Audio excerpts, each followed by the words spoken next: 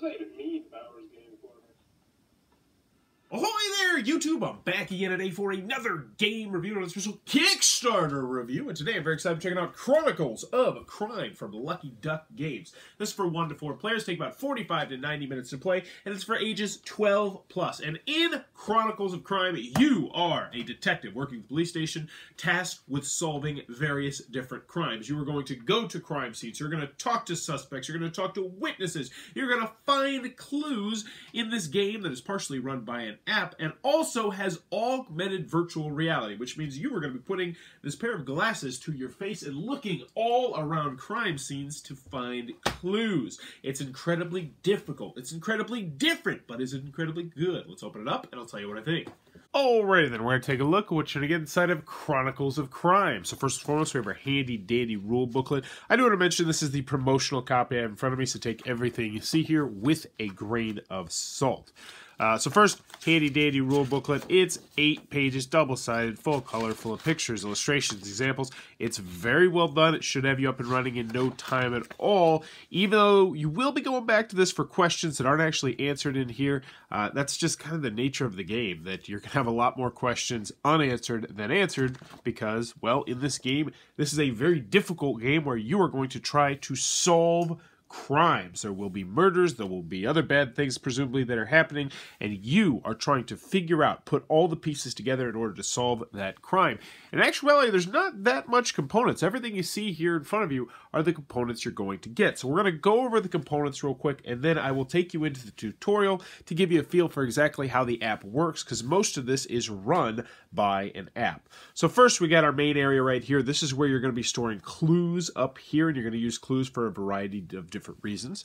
These are the clues right here: gardening tools, bedding, clothes, books, magazine, furniture, weapons, office material, all sorts of different clues that you are going to be searching for. Now you're going to search for these clues at various different locations, and here's some of the locations that you have right here: the city, Notting Hill, Westminster, Kensington and Chelsea, all sorts of different locations that you're going to go to. And how it works is the app is actually going to allow you to look around different crime scenes looking for these clues and calling them out. But we'll get more into that a little bit later. Next, we have our people that are going to be in. Some are going to be dead, some are going to be suspects, some are going to be kidnapped, some are going to be murdered. All sorts of different people in here, and I imagine these are dual use, so you'll see this person in one, and then in another, and then in another.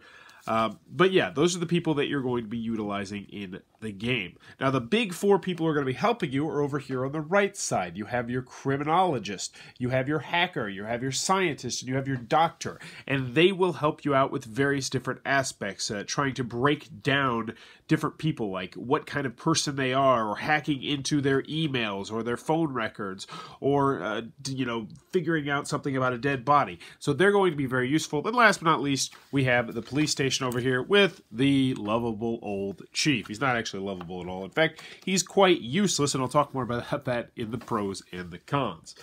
So, last but not least, we have these fancy pair of glasses. You're probably looking at me like, what in the heck are those glasses? Well, these glasses are going to allow you to look around different crime scenes in augmented virtual reality, which is really stinking cool. Unfortunately, I can't really show that to you, you know, through the YouTubes, which is unfortunate, but let's go ahead and get the game started. So first, we got ourselves the app. The app's really user-friendly. We're going to click on London Forensics, and we're going to do the tutorial. I'm just going to give you a little feel for it. Now, I was only able to play the first part of the power behind, but there are going to be 4 more. So that is something that I want to note, and I'll tell you more about that in pros and cons. So play, welcome to the tutorial, blah, blah, blah, blah, blah. It's a cooperative game. So we start off by putting number 33, the chief officer, at the police station, and then we're going to go talk to him. So how do we talk to him? Well, it's quite simple. We're going to scan his QR code like so, and then we'll tap on it when it's ready, once it highlights itself green. Bam. So we tap it. Ah, last you're here, I have a case for you. An old woman, number 7, has been found dead. Now, this is not really that much of a spoiler. I'm not going to get into too much spoiler territory here. I just want to show you the meat and potatoes of how it works. An old woman has been found dead. I need you to find out if it's a natural death or a homicide. Obviously, since it's called Chronicles of Crime, you can probably figure out which one it's going to be. You are currently in interrogation mode. The image and name of the person you are interrogating will appear at the top. You can interrogate this person and any subject, which means you can use any card at your disposal, blah, blah, blah, blah, blah. You should now have 07 on your board. And this is a tutorial, so obviously it's walking me through everything step by step. So I'm going to ask Chief Officer Doyle, I'm investigating him about this old lady. So let's see what he knows about the old lady. Bam, tap it in. This woman's name is Anna Taylor. She has been found dead in her home at the Notting Hill District G, which means now I'm going to go over to these locations and I'm going to find G, and G is now in play. And I'll put it over here to the right side, just so running out of space here. But as you can see, it's over here on the right side. Here's the address. Maybe you should go there and investigate. So now we know that her dead body is over here at the Notting Hill District at G. So look for the Notting Hill District. Yeah, what I just did. Tap the goodbye button to end the conversation and move to Notting Hill by scanning the location. So, goodbye, Chief, and now I'm heading over to Notting Hill so I can look for clues. You are now in Notting Hill inside the victim's apartment, as indicated at the top of the screen. Victim's apartment, Notting Hill. Select the actions carefully because time is running out. Each scan makes the clock in the upper right-hand corner move forward, and going to a location takes even longer. So as you can see, in the upper right-hand corner, it has a time listed on it, and that time is going to be the time that you are trying to beat. You're going to try and get the best time, I should say. Some locations can be searched. So in this particular instance, we can search for clues. So let's go ahead and search for clues, which will bring up a whole different screen that will look like this. Now, normally, this is where I would put the fancy-dancy goggles right on that yellow line, and then you would be able to look, oh, like this, duh, like that, so then you'd be able to look at the virtual reality. However, since that's not going to work on the camera, I can do it without. So I'll click without, and now you can kind of like, it's like an I Spy, where you are actually looking around the woman's apartment. Oh my gosh, there she is! And you can zoom in on stuff.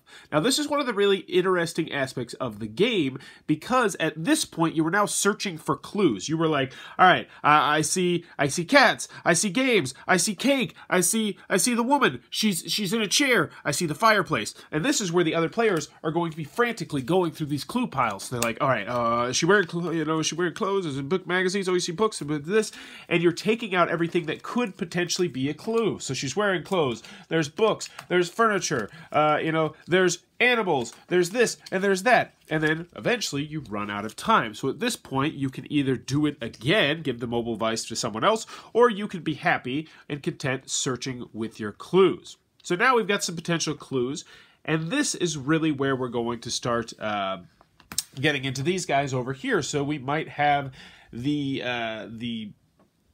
scientists investigate the clothes, or we're just going to start clicking on things pretty much. So searching for clues, and now we're going to test to see if something's a clue. So, boom, animals, are they a clue? The victim's cats are dead. Oh my goodness. You found a clue. So now they will tell you that this is a clue. The doctor can help you by doing an autopsy and making medical observations. So now this is where I would go over here to the doctor and I would ask him about the cats, and he would tell me something about the cats, which I'm not going to tell you because that would kind of spoil a little bit of the story. But then I might check out to see if the books, or the magazine, or the furniture, or the clothes, or something, and then I might go to the hacker to see if he can find out any information about the lady, and that might or might not give you another location where you might go explore. Spoilers a little bit, but not really. You'd figure it out yourself eventually. But you are going to be going down deeper and deeper into this rabbit hole, finding out more people who knew the suspect, trying to figure out where she was going to be, what she was going to do, why is she dead, how was she killed. Then eventually you'll be able to go back to the police station and try to give your report to the chief. That's where you're going to say why the person died, what was the motive, how did they die, all sorts of various different aspects. In each case, at least for the first two cases, are slightly different in what you're trying to find out, the information you're trying to siphon out of this mystery. And by the end, especially of the second mystery, the table is going to be full of locations and characters and clues that you're going to try to have to puzzle together in order to solve this crime. And that, in a nutshell, is what you're going to do inside of Chronicles of Crime. Alright then, Chronicles of Crime from Lucky Duck Games. What are my final thoughts? Let's go over the pros, let's go over the cons. Before we get started on this, I want to mention this is the prototype that I have right here. I was only able to access the tutorial and one of the missions, so I am going to speak to those. So, starting on with the cons, I want to say this game, it says 1 to 4 players, and I feel like 2 and 3 is the sweet spot. Now, that being said, I liked it at 1 and I liked it at 4, but I thought it played best at 2 and 3. 1 player was particularly difficult because you'd be looking, because you have the glasses on and you're looking all around these crime scenes. And then it just kind of turns into a memory game because then you have to go back through the clues and be like, oh wait, did I see books or magazines? Were there books or magazines? And then you're going to have to go back and look through it. I felt like 2 and 3 was best because then the other people could be frantically searching for those clues as you were describing the place. Whereas with 4, I felt like there was just a little bit of an issue with not having enough to do for that 4th person from time to time because you're only going to use one phone and one app when you're doing the game. Now that being said, I enjoyed this as a solo game and I did enjoy this as a 4-player game, so that's a minor nitpick. Now moving on to some actual issues that I had with the game, and I think some people are going to have with the game, is the fact that the game is very tedious. You're going to be consistently scanning QR codes after QR code after QR code after QR code after QR code after QR code, trying to figure out what to do next. And this, combined with the fact that the game is very difficult, really is going to annoy some people, I have a feeling. Now, it did not annoy me, and it didn't annoy anyone I played it with, because the game just had such a cool, oh my gosh, this is really awesome factor that negated that. But I will say we did get frustrated when you hit about that 50 or 60 minute mark, and you're like, I have no idea what to do. We have no idea what to do. I feel like we've scanned everything and asked everyone about everything and went down every potential rabbit hole in order to figure out what we need to do, and yet we're at a dead end, which actually works really well thematically if you know anything about crime and crime solving and how it's not as easy as it's shown on TV. But for a game, that is not what a lot of people are going to want. Now, you can go to the chief to get a hint, but this is actually the biggest issue that I have with this game. And if they fix this tiny issue, I think that would greatly improve the game drastically. You can go to the chief and you can get some minor hints, but we probably did that 9 or 10 times, and 9 or 10 times, those hints were pretty god-awful and useless. Like, we'd go there and we'd talk to him and be like, have you tried this or something? And be like, well, yeah, I think we already did try that, chief. Why are you giving me such vague clues? Why don't you just give me a real hint? And therein lies what I think needs to be fixed with this game. It needs a hint button, like a solid, concrete hint button. Because here's the thing. There are some people who will not want to use that. They will want to try to figure this out and try, because this game is super difficult. Even just the tutorial in the first mission, it's super difficult. Some people are going to want to do this without those hints, and that's fine.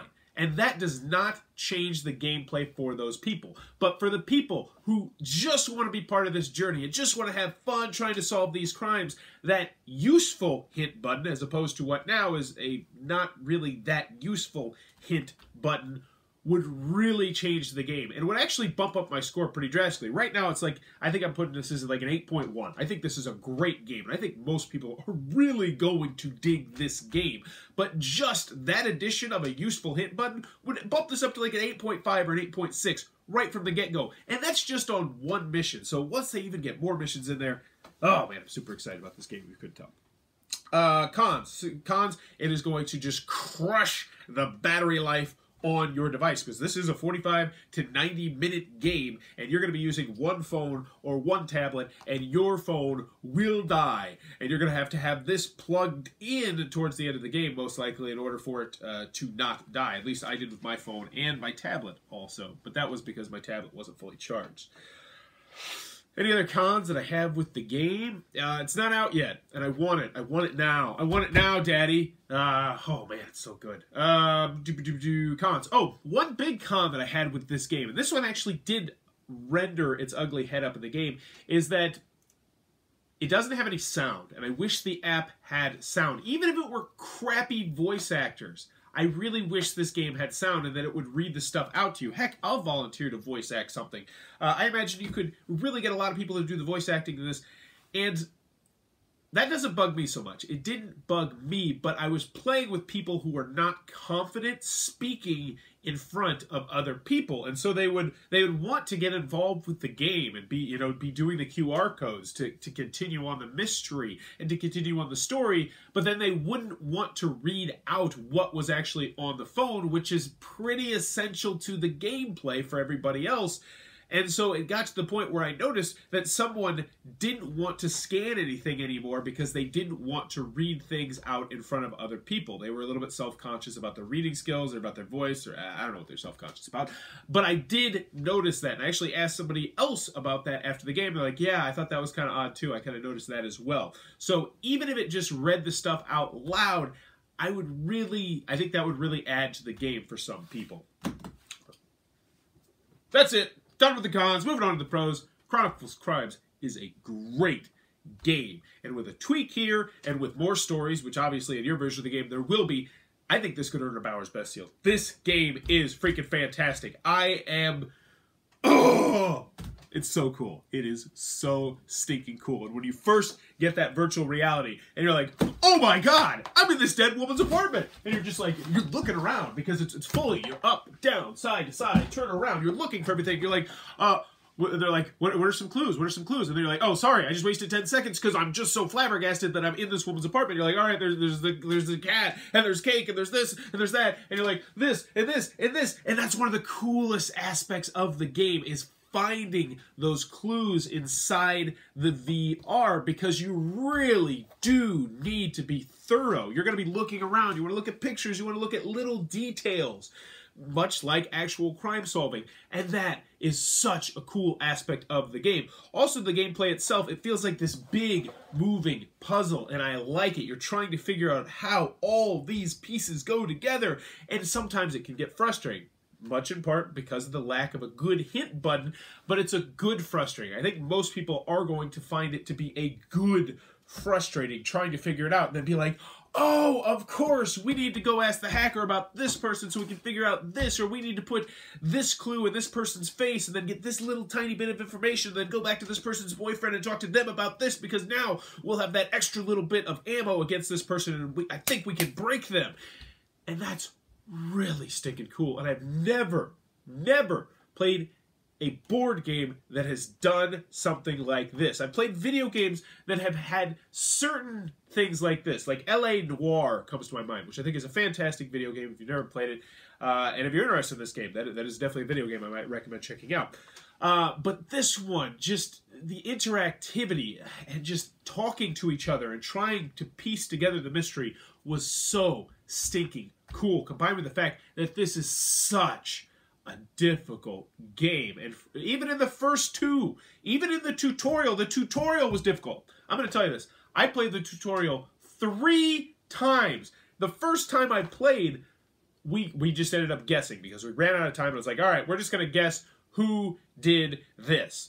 And we got that actually correct. But then it turns out there was a whole other part of the story that we had no idea about because we didn't get the proper clues when we were investigating the old woman's apartment. And it just blew my mind that we thought, like, all right, we got this. And then they just added a whole extra layer onto the game. And man, this game is just ripe with potential for expansions too, because the expansions literally could just be purely through the app. You know what I mean? You can reuse these characters, you can reuse these clues. It is not often I bask in a game because of the cool and unique ideas that it brings to the table. But this is one of those times. I did it with Vast in the Crystal Caverns, which, regardless of whether or not you like that game, or you love that game, or you absolutely despise that game, you gotta admit, it does some really crazy, cool, unique things. This game does the same thing. I think this game is going to go over like gangbusters with most people. Obviously, some people are not going to like it because of the tedious nature of the QR code scanning. But I'm telling you, I think if there was a useful, like, just hit button, that would fix nearly all the problems in this game. Like, But even with that issue, I still had a blast. In the first 2 adventures of Chronicles of Crime, I cannot wait to play more of this. Really, really dig this game. This is definitely one you're going to want to put on your radar if it looks like it might be your cup of tea. So that is Chronicles of Crime from Lucky Duck Games, an incredibly difficult, cooperative, mystery-solving game that I am really stoked about and really stoked to see what happens with this game in the future. If you enjoyed this review, please be sure to click on that subscribe button down below in the comments below. Let me know, in your life, where would you like to have an easy hint button? For me personally, I like it when dealing with my wife. Just easy hint. Oh, the issue is I did not take out the garbage last week. Well, there we go. Now I can go take out the garbage and apologize for not taking out the garbage and defuse this whole situation. Where would you like an easy hit button in your life? Let me know in the comments below. And as always, thanks for your time, YouTube.